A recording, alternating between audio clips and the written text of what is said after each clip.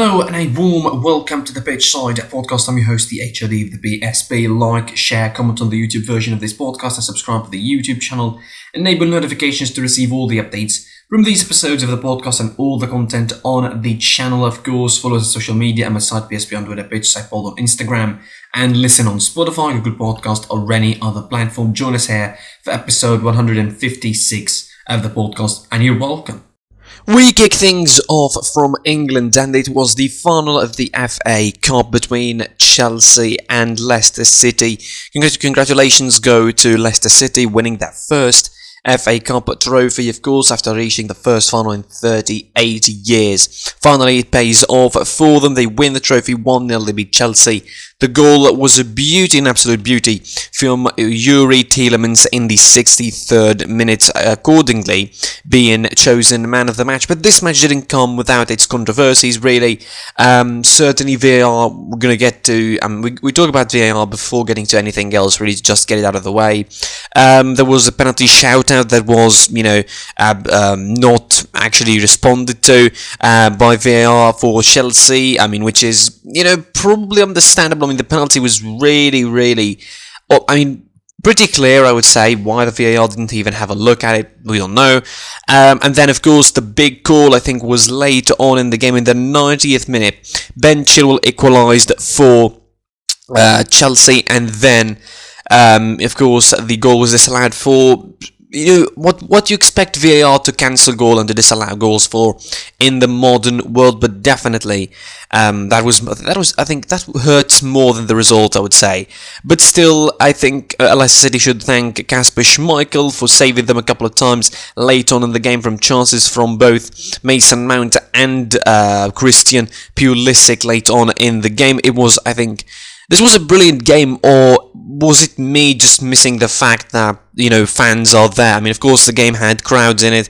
It had around 8,000 people, which was nice. I think for a change, 8,000 people from each side, which was nice, I think, for a change. And it was, quite the brilliant atmosphere, really. It was loud, it was raucous, it was rowdy. This gave it an FA Cup final feel, really. This result might be bad for Thomas Tuchel, I think, who will probably feel sorry about himself dominating the game and being the better side, quote unquote, but not finding enough space to enter and to get through the Leicester City defence, who were really good. Despite all of the possession they had, 63 that is, for the whole game, they didn't have a lot of opportunities where they had one-on-ones with the keeper, or they felt like they breached the defence of Leicester City and had so much space. They didn't do that. Timo Werner missed a couple of big ones, as per usual, I would say it is the case for him. And even the substitutions didn't really do a lot. Definitely a result that would set Chelsea behind a little bit, because you think of the next game they will be having, it will be Leicester City in the league on Tuesday. In terms of the big four, in terms of the top four in the Premier League, it's still a big prize to play for. For Leicester City, of course, we need to give them the credit, spoiling the victors. Brendan Rodgers having a tremendous season with Leicester City. Looks like they finally will do it and be in the Champions League once again. And with a good side like this, definitely they deserve it. Shout out to Wesley Fofana and Hamza Chowdhury for, raising the Palestinian flag. If you don't know, now you know, I think. What's happening there. Of course, it was an honourable gesture. Definitely a game where Leicester deserved the win, but I would say Chelsea didn't deserve to lose per se. Definitely, pity for their chances that they have. Probably they should have had at least a draw and maybe took the game to extra time. Who knows? But congratulations to Leicester City. Now for Chelsea, all the focus is on the 2 games left in the season, and also on the Champions League final, of course, in the 29th of May. Their big game, of course, which will be different now looking at it, because they came to this game as favourites against Leicester City, while they enter the Champions League final as underdogs, which could really change a lot of ways of how Chelsea play in that game anyways. Congratulations to Leicester, and hard luck for Chelsea in their rest of the season. Moving to Italy now, and it was a thrilling Saturday in Serie A. Of course, 4 matches were played, and all of them really were absolutely, I would say, crucial for all the teams involved. Starting from Genoa, where Atalanta managed to beat Genoa 4-3. Of course, the game was, pretty one-side for the most part. Atalanta were leading 3-0 at half-time. Duvan Zapata opened the scoring. Ruslan Malinovsky, who is just on fire the second half of the season, added the second goal, and Robin Gosens, who's also in a good form in the second half of the season, added the third goal. And I'm always, when I see Atalanta play like that in the second half of the season, for the last 10, 11 games in the season, I was just asking myself, what would happen if they played with the same form since the start of the season? We would definitely be having a title race at the moment, at the very least, if not Atalanta winning the title altogether. Eldor Shumurdov almost made it nervous for Atalanta, scoring the first goal, and Mario Pasic scored the fourth 3 minutes afterwards, only for Goran Pandev to score the second from a penalty spot in the 67th minute, and late on in the game Shumurdov made it 4-3, and it gave a bit of a nervy ending for Atalanta, but they definitely hung on and they saw the game through to win important 3 points to give them to 78 points up on the table, of course, and with the games still coming for the likes of Napoli, Lazio, for the coming Napoli and Milan behind them in the top 4, it definitely an important victory, an important momentum booster.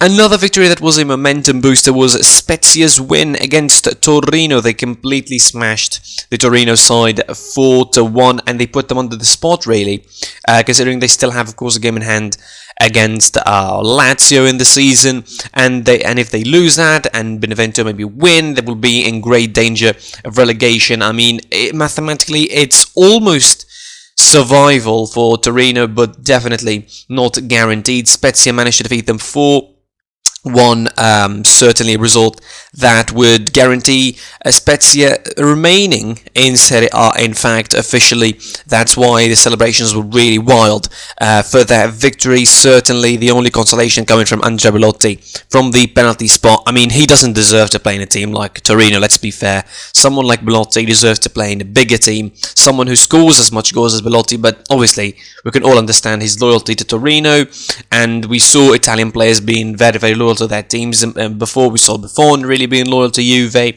Totti, absolutely the standard bearer, I think, for the loyalty in Italian football, and in world football, to be fair, at the moment staying in Roma for 23 plus years, so it's not weird to see someone being loyal to his club, and I think we should applaud him for it anyway. But hopefully for Torino, they stay in Serie A so they can appreciate his loyalty even more.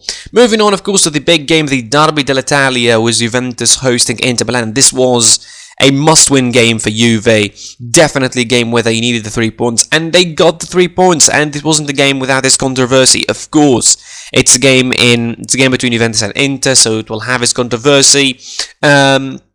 Giorgio Chiellini got a penalty for Juventus in the first 22nd minutes. Of course, Juventus started well, really. They had the first half pretty much under control, which was a subversion, really, of what Juventus will be playing for the whole season, dominating in the first half, playing really well, starting really strongly. They got a penalty. Cristiano Ronaldo missed the first one, and then on the rebound, he opened the scoring.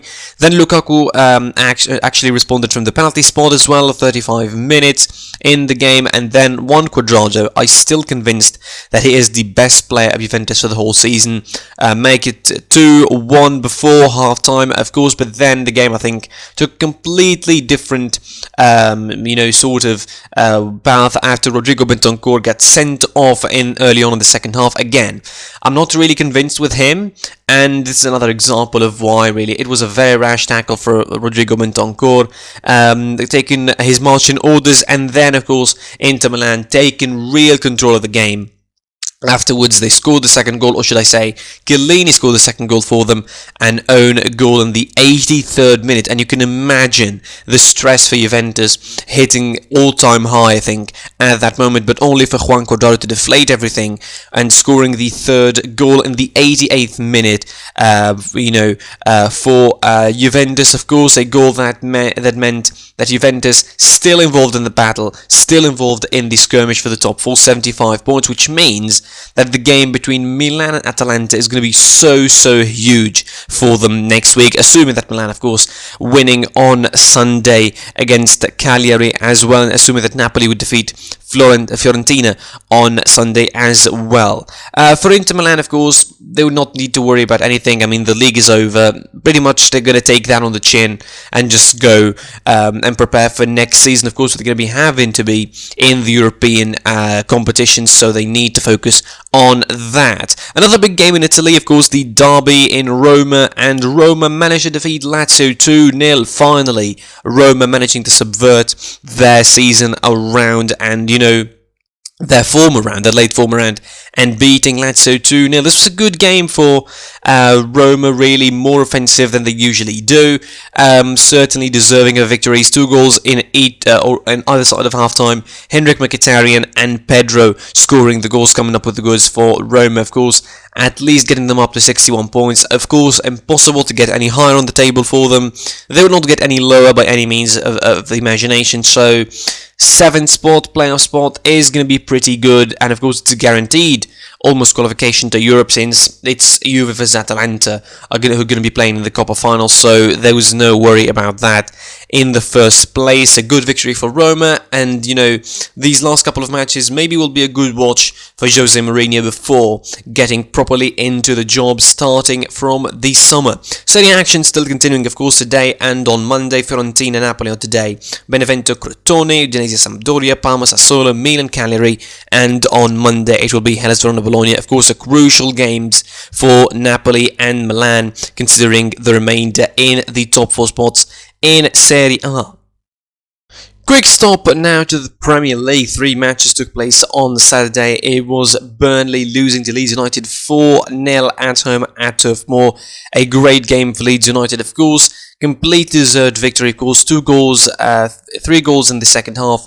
Added to Mateusz Klich opener in the 44th minute, a deserved victory for Leeds United, and with Rodrigo Moreno finally coming good, scoring twice in this game, of course, for a record signing. This was quite the time to be in form for him, of course, taking the slow build to get to this point, but finally he came good, scoring 2 goals, helping Leeds to another victory in a stellar season really for them, considering everything around them. 10th at the table with 53 points. It's good, it's going to be a good finish for them on the table. Obviously no European places, but definitely a positive season all around in the Premier League. Southampton managed to defeat Fulham 3-1, of course. Already relegated Fulham, playing with no pressure, and this game wasn't really matter in any way, shape or form, but certainly for Southampton, they needed it to get away from any sort of, trying to get away from the low region of the table. Not they are threatened with relegation, but of course trying to improve their finish in the season. I mean, these sides were once top of the table. Southampton were once top of the table in the Premier League, believe it or not. They defeat Fulham 3-1. Che Adams opened the scoring for Southampton, then Nathan Taya added the second goal in the 60th minute. Carvalho Fabio equalised, or half the deficit, fully for Fulham in the 75th minute, before Theo Walcott managed to make it 3-1 for Southampton. And of course, in the East MX, Brighton Hove Albion drawn against West Ham United. It was late goals galore in this game. It was mostly boring, but definitely the interest came late on as Danny Welbeck scored in the 84th minute, only to be responded to by Said Benrahma from the 87th minute. He sub Said Benrahma, scoring the equaliser for West Ham, helping them to a point that, I mean, from the looks of it, maybe will not help them get into the top 4, really. I mean, it looks like the dreams are dashed to the top 4, just collapsing at the wrong time after a good season under David Moyes. I mean, Europa League wouldn't be bad, really, for them, but definitely they could have had more, and probably they should have had more, considering Liverpool's inconsistencies throughout the season as well. But of course, they're still involved in the European spots. They're still mathematically in it, but it looks harder and harder each time. Of course, Premier League action still continues on Sunday with Crystal Palace playing Aston Villa, Tottenham playing Wolverhampton, West Bromwich playing Liverpool, and Everton playing Sheffield United to finish off the round, of course. Rounding up the episode, and we go to Germany, and all eyes were on, I think, one match in particular in this fixture yesterday, with Freiburg hosting Bayern Munich. All eyes were on that game, waiting to answer the question, is Lewndowski gonna equal the record of Gerd Muller or not? He did not disappoint. He did equal the record of the great Gerd Muller, getting to his 40th goal of the season, of course, in the Bundesliga with 26 minutes in. He scores from penalty spot to equal the historic record. Of course, the players give him guard of honor during the game, which was, it was weird happening in the middle of the game, but definitely understandable considering his importance, considering the importance of the record itself to Bayern Munich. But as far as the game is concerned, it was pretty middling from Bayern. It wasn't exactly the greatest of games, although it was good to see the likes of Tolisso back and, the likes of Mark Roca being featured as well, getting some minutes into the game, and all of that getting to a full squad fitness for Bayern Munich, which is going to be good for Nagelsmann. Maybe with some transfers, he will improve the squad. As far as the game itself, it was pretty middling from Bayern, nothing really special. Conceding from a set piece once again for the equaliser, something that they should be working around, I would say, and really, really improving next season defensively. Maybe with the coming of Dert Upamecano, that will be quite a drill to work on in the training ground. Leroy Sané equalised added the second goal for Bayern in the 53rd minute before Christian Günther managed to make it 2-all for Freiburg, getting them a big point against Bayern Munich. Of course, these games just, rolling in, and just getting the things in motion before the end of the season and looking ahead to the next one. Of course, the crucial one ahead with Julian Nagelsmann for Freiburg. Of course, they are 10th on the table, pretty decent spot for them. Another decent season for them after they were pretty close to Europe last one. They could have been. They could have been really playing for the European spots this season if they just had their way in some matches.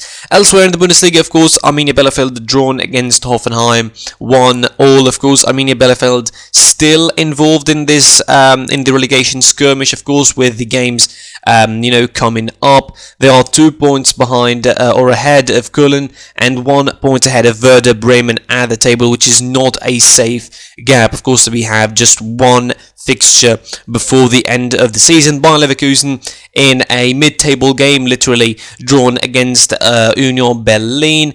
Berlin, of course, winning the 7th place, which is going to get them to European playoff place in the Europa League, since Dortmund won the DFB Pokal, so that is going to be good for them. They have a European place this season. They were deserving of a European place, and certainly they will get that next season. Hopefully we see them in the group stages of said competition.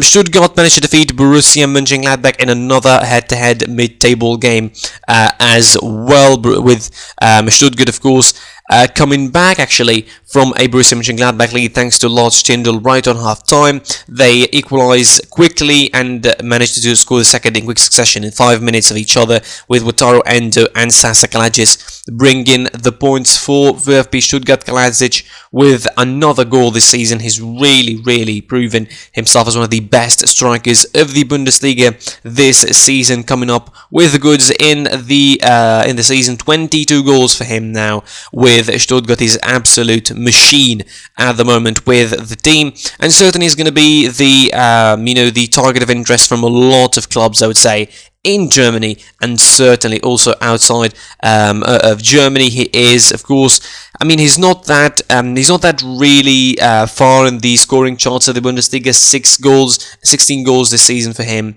It is quite the tally, but definitely someone worth watching as an attacker. Augsburg defeated Werder Bremen, of course, 2-0, muddying Werder Bremen more in the relegation battle, but certainly escaping themselves from relegation, guaranteeing their remainder in the Bundesliga. 2 goals coming good for them in the game, scored in the second half for Rani Khedira and Daniel Caligiuri in the 90th minute from the penalty spot, given the important victory for Augsburg to keep them in the Bundesliga. Of course, a side that won't be kept in the Bundesliga is Schalke 04, but still, at least they're going to be bow out with a swing. Going down with a swing, winning against Eintracht Frankfurt 4-3. It was a game without pressure for them, as I mentioned yesterday, and certainly they showed up for it. 4-3 it was against Eintracht Frankfurt. Schalke take the lead by Klaas-Jan Huntelaar in the 15th minute. Andre Silva equalised for Eintracht Frankfurt. Evan Ndike gave it a second goal,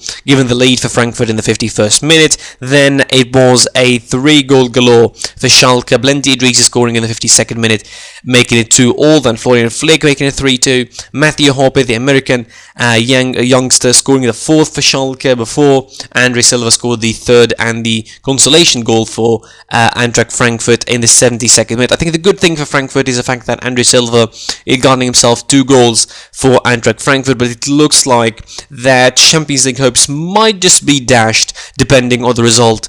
Of course, with Mainz and Dortmund, if Dortmund winning, that is it for Eintracht Frankfurt. They will need a serious gift from, of course, from Mainz to make the last fixture in the Bundesliga, which is going to be big for Eintracht Frankfurt. They play Freiburg as Borussia Dortmund play Bayer Leverkusen. That will make the last fixture pretty important if Mainz manage to get points out of Dortmund. Hertha Berlin, of course, drawn against Köln 0-0, which keeps both in the battle for survival with one fixture left. Of course, I think mathematically they can only hope for one last spot, which is the 15th position, certain on the table. Big battle is brewing down between the 4 sides, between Hertha Berlin, Bielefeld, Bremen and Köln. Of course, Hertha Berlin quietly surviving, but I think Bielefeld, Bremen and Köln are going to be all in the survival instinct mode for the next round, looking to survive and looking to stay up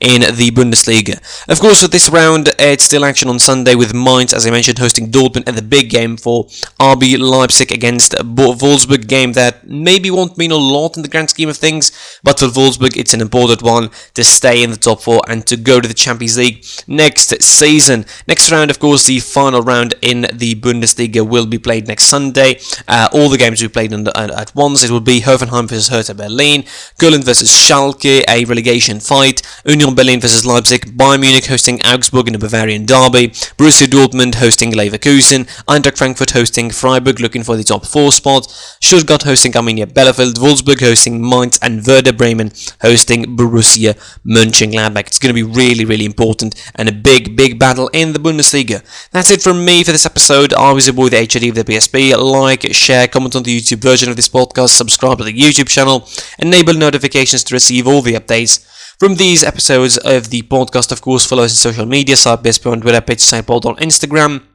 and listen on Spotify, Google Podcast, or any other platform. And until the next time, I'll be seeing you soon. Goodbye.